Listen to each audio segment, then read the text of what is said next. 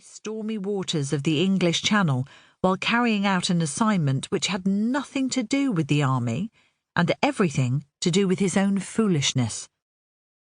He pulled a flask from his coat pocket and drank a swallow of rum to fight the queasy feeling in the pit of his stomach. A grimace twisted his lips as the cheap liquor burned his throat. The sooner they reached the shore, the better. He was a cuirassier officer, damn it, not a sailor. He tightened his lips, squared his jaw. Some cuirassier officer he was.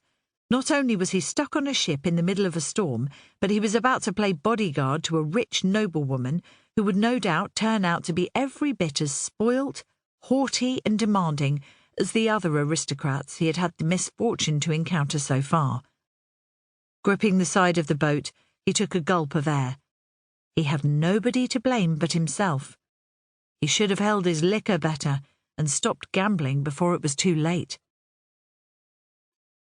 It was raining when Marie-Ange finally set off on the path inland.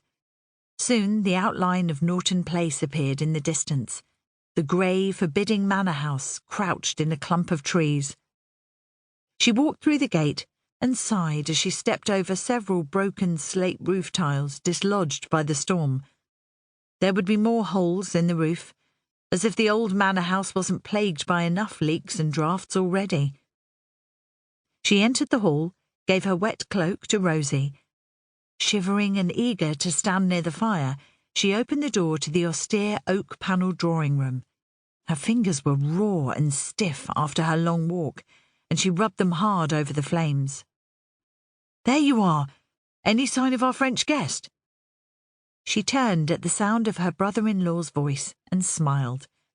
With his tall stature, unruly ash-blonde hair and grey eyes, Robert was more like Christopher with every passing day. She shook her head. "Not yet. Monsieur Malleval wrote that Capitaine Sinclair would be with us mid-January. I wonder if—" She recalled the cutter that sailed dangerously close to the reef earlier in the day. It flew a French flag. 2 French flags, in fact. The revolutionary tricolour and the white flag of the newly restored Bourbon monarchy. Maybe Capitaine Sinclair was on board. "You don't have to travel to France alone with him, you know." Robert looked at her hopefully. "I'd be more than willing to come with you. Indeed, I believe that, as the man of the family, I should come with you." Marie-Ange smiled. She had trouble considering Robert anything other than a younger brother. Yet, at 18, he was almost a man, and she would do well to remember it. "No, Robert, we talked about it before. Monsieur Malleval is unable to come for me because of his old battle wound, but he wrote in his letter that Capitaine Sinclair would be a most reliable escort." "Still, we don't know anything about him," Robert protested. "We know he is a distinguished officer from the 2nd Cuirassier Regiment," Marie-Ange said, patting Robert's forearm.